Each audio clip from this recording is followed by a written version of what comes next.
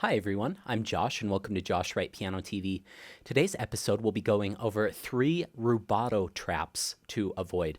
Rubato refers to the pushing and pulling of time in music. And I want to go over 3 common pitfalls that I see students fall into in their studies. Rubato is a very subjective topic. How much pushing and pulling do we really want to do? I've studied with teachers who are very extreme with how much rubato they use, and other teachers who are very conservative.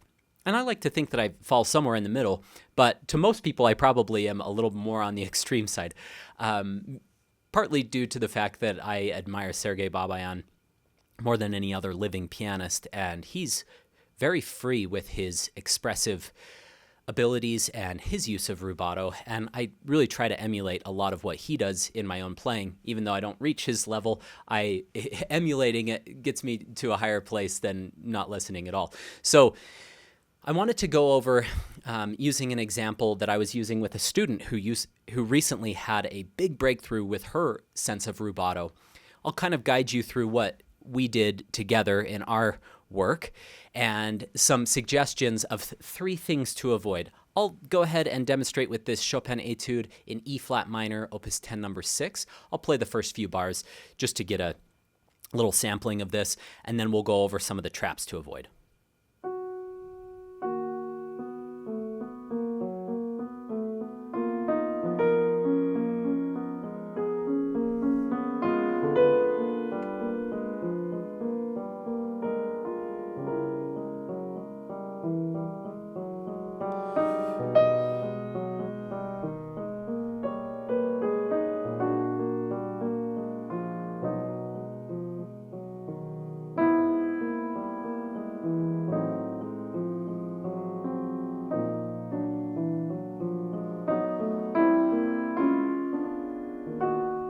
Okay, so we'll stop there, and we'll mostly be demonstrating with just the first 4 or 5 bars.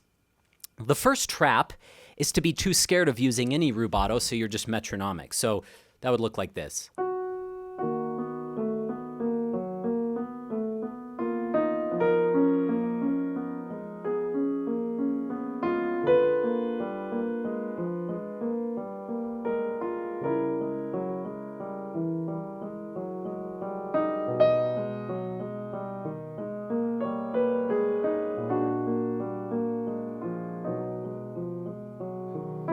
All right.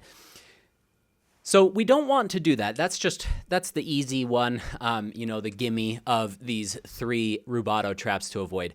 Experiment, be courageous, try to develop a sense of rubato. By the way, I listened to some of my old recordings that I made many years ago, and I was much more conservative than I am now. Your sense of rubato can and probably will change over time. And there's people watching this video that may hear that first rendition that I played, not the even one that I just did, but the one before that, and say, geez, Josh's rubato is way too free. Or they might say, he's way too conservative. Why is he not more free like Ignaz Friedman or Alfred Cortot, some of those really free, loose players? It all depends on your personal preference, and that's a beautiful thing. That's not something to be debated in a negative light. It's something to be celebrated because everyone's going to have a different spin or different take on how much rubato they want to use.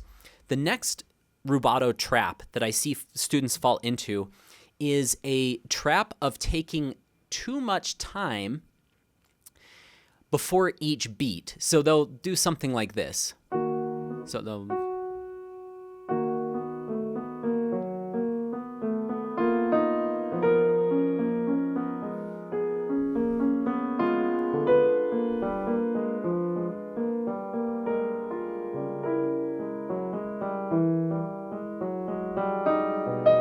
kind of reminds me of being a little bit seasick. It's just this lull that you know you're going to have time coming up. One of the solutions that I gave my student, she was doing that, and she's a brilliant lady. I love teaching her. But getting this rubato is hard. This was her first big piece. She had played some Debussy, which required a lot of rubato before this, and many other pieces. But this was her first Chopin etude, and it was hard to kind of balance things because you can go too free and then too conservative. But even when you're in this too free region, or even working your way toward that, you can do funny things like what I just did. So I gave her this as a solution. I said, we need to practice getting to the beat. So I'd have her pause on the beat and go to the next beat. So we've used this in a lot of tutorials I've given over the years. My teacher, Susan, is a big advocate of this. So in like Beethoven, Waldstein, and then to there, and then to there, and then to there, rather than 1, 2, 3, 4, 1, 2, 3, 4, 1, 2, 3, 4, falling into that trap, thinking over the beat, or sometimes even over the bar line. That's very helpful. So I gave her this as a practice method. And then to there, and then to there. So we were always going to that next beat.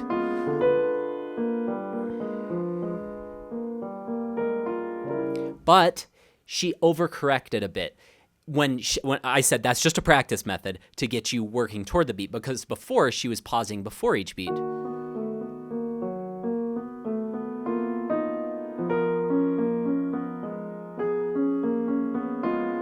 So after she did that, I said, okay, we've overcorrected. And she was a little bit confused because she said, I did exactly what you did. And I said, there's nothing to worry about here.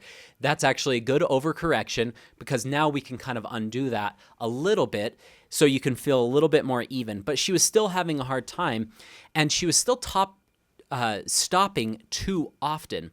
So what we did next is we lengthened the line. A lot of people ask, Josh, why do you still go take piano lessons? You have a doctorate. First of all, I think that learning is a lifelong pursuit. Just because you have a degree or you've won some competition doesn't mean you ever stop learning. We're always learning. Second of all, this whole concept of long lines is actually one of the big reasons that I take lessons. A lot of teachers have different ideas of where lines begin and end, and it's always good to get a perspective of someone you really respect with a concept like this. So I said, you know what? We are stopping too often. The first measure isn't a great example because it's just holding this. But like here, she would stop, and then she'd stop, and then she'd stop, and then she'd go because it was a tie. And I said, we need to think of this concept, and this is a great concept that I discussed in another video about rubato. If you just search Josh Wright rubato on YouTube, another video will come up. But we want to use rubato at the beginning, climax, and end of a phrase. And you can use small amounts in other places. So this is the beginning of our phrase. Then I'm going to continue to there. I'll take a little time. That's a little miniature climax. And then I'll take a little time there because that's the end of that. And then continue on. Sorry, I had a wrong note in there. Then. So I said we need to keep the line moving. And we also want to make sure that our rubato is not predictable. So when we do take time, it's not in equal portions. So we're not going to go.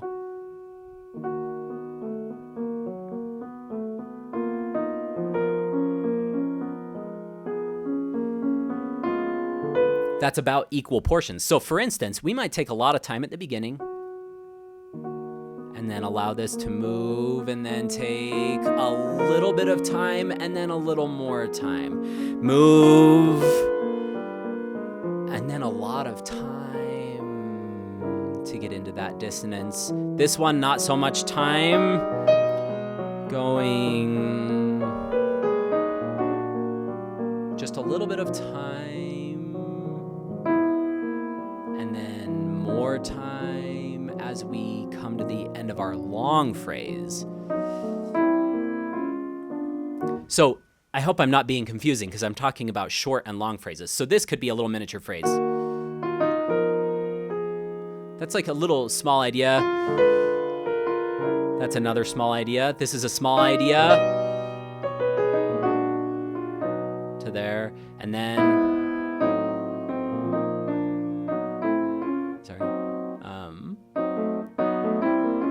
that's a small idea. So these small ideas are more or less two measures. But I think those first 8 bars are one long phrase. So thinking about it like that, maybe we want the maybe you want to do more time there. The time before that, I didn't do too much time there, but maybe we can. Let me demonstrate what that might look like. So if I'm going to do all that time coming up, I won't take as much time on these first phrases.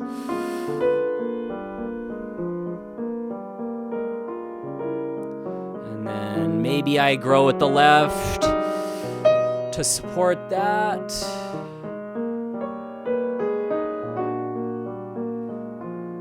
Keep going to continue that line.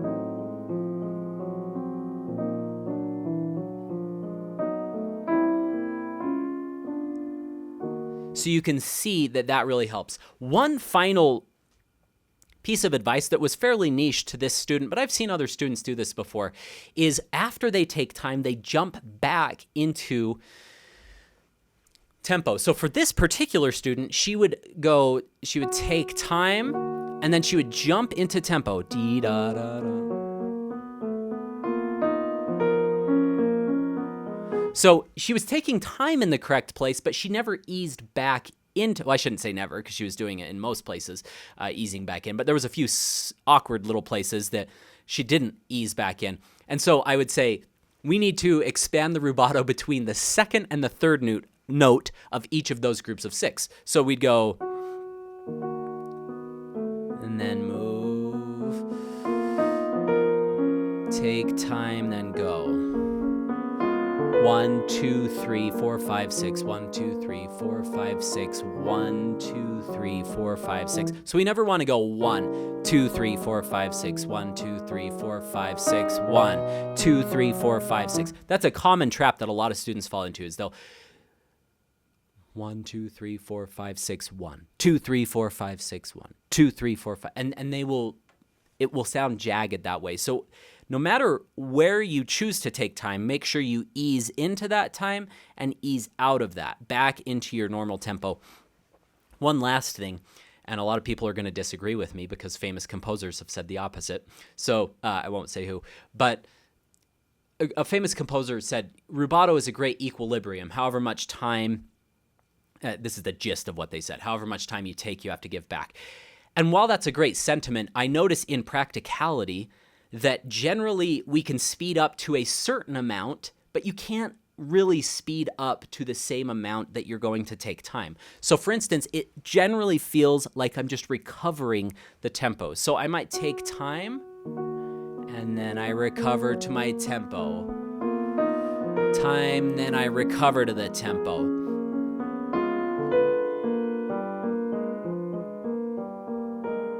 So if this is baseline, you can dive down pretty far with how much time you take.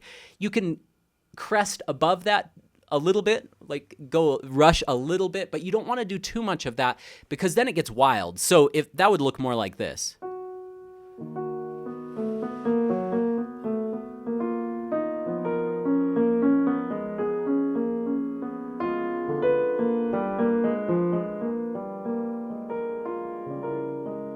And that might be appropriate for some very flexible, wild pieces. I could see that, maybe doing something like that and that A2. A lot of people will play around with that rubato quite a bit. But again, I mostly like to have a set tempo. I can take time and I can go a little bit above it. I notice in a lot of fast pieces too, you generally want to have a fairly steady overall tempo that you can then bend around. So it's a little bit more equilibrium in fast pieces, but these slower pieces where a student really has to hone their abilities with rubato, I find personally it dips down a little bit more than it ever crests above. So a little less rushing than you might expect, a little more taking of time than you might expect. I hope all of these ideas that are just kind of spilling out, I know we talked about the 3 traps, being too even, stopping before the beat, and then stopping on the beat, were the main ideas of this video, but I hope all of those other thoughts can help clarify some of these mysterious or dense concepts that Musicality Presents, because this is highly personal. No one is going to play this piece exactly the same. The only thing that could do that would be a computer. Even time to time, you are going to play things very slightly differently. And over time, you're going to bend your shape. You can actually see that on some recent mazurka tutorials that I put out in my pro practice course. Some of the older rubato that I used at the Chopin competition like 9 or 10 years ago is not the same as I would use today, and vice versa. Sometimes I was more free back then. Sometimes I was more conservative back then. So as you change and develop as a human being, your means of expressing music will also change. That's something to be embraced, but you do want to make sure that you bridle that you make sure that that's contained in a very artistically pleasing way, that it's not crazy or it's not too even. I hope today's video has been helpful. If you've enjoyed today's content, if you wouldn't mind subscribing to the channel and liking this video so it can be shared with more people, that would be great. I'll also leave a few links for my paid courses in the description below. One of them is called Pro Practice, going over repertoire and exercises, and the other one is the VIP Masterclass series, where I go over topics but from requests that are written in each week by students as part of that group. So I will also leave a link for a free webinar containing 10 additional tips to hopefully help you in your progression, in your musical journey. So if any of you have any questions, I'll leave those. My email is josh@joshwrightpiano.com, and I will leave those links in the description below. Have a great week. Good luck in your practice sessions.